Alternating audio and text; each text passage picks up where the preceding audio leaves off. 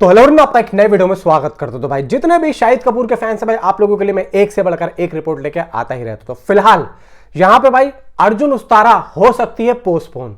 क्यों, कैसे, क्या, सब कुछ बताता हूं। शाहिद कपूर का कमबैक होने वाला है और कहीं ना कहीं फैंस को भी लगता है कि भाई शाहिद कपूर के साथ कुछ ना कुछ यहां पे भाई निकाती होती रहती है और कुछ ना कुछ यहां पे गंद फैलती रहती है।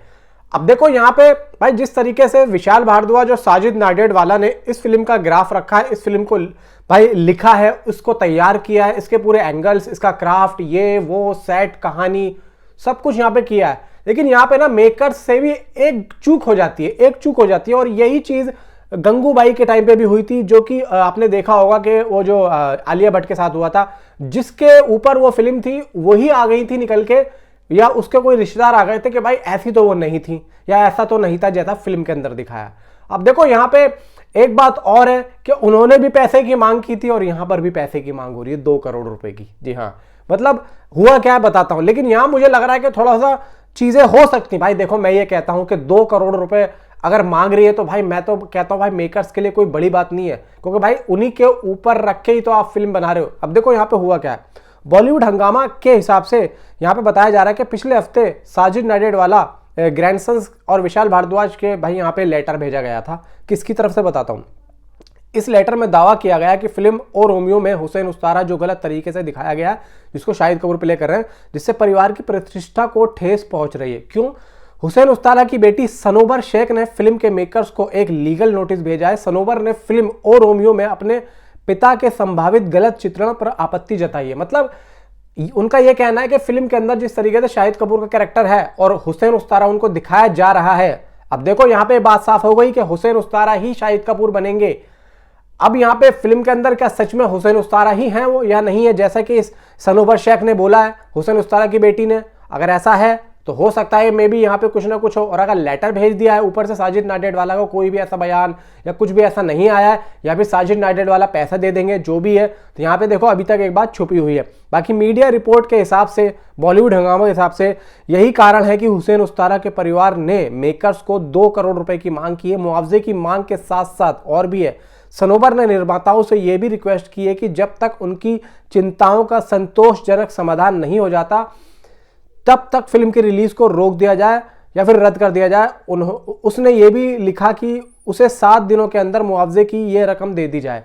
मतलब दोस्तों कहने का यह है, पहली बात 2 करोड़ रुपए मुझे दें, प्लस जब तक फिल्म उनको दिखाई ना जाए, ताकि और भी जो चीजें होंगी फिल्म के अंदर जो कि गलत होंगी। देखो ये तो पता लग गया कि फिल्म उनके पापा हुसैन उस्तारा के चित्रण को गलत दिखा रही है, ठीक है, सिर्फ चित्रण ही नहीं, और भी जो चीजें उनके परिवार के हिसाब से और उनके परिवार का और कौन कौन यहाँ पे है, मतलब वो सीधा से कह रहे हैं मुझे फिल्म दिखाओ और 2 करोड़ रुपए भी दो, 7 दिन के अंदर सारे काम करो। उनका मतलब यह है कहने का।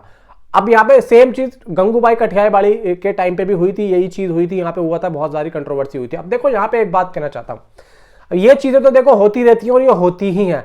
अब ये मेकर्स का कॉल है कि मेकर्स दें या ना दें। मैं तो चाहता हूं चलो दे दें, लेकिन अगर यहां पे इस तरीके की बात हुई है तो भाई ये आप लोग सोच लो कि ये फिल्म का स्तर कितना होने वाला है। ये फिल्म का स्तर यहां से यहां हो गया है।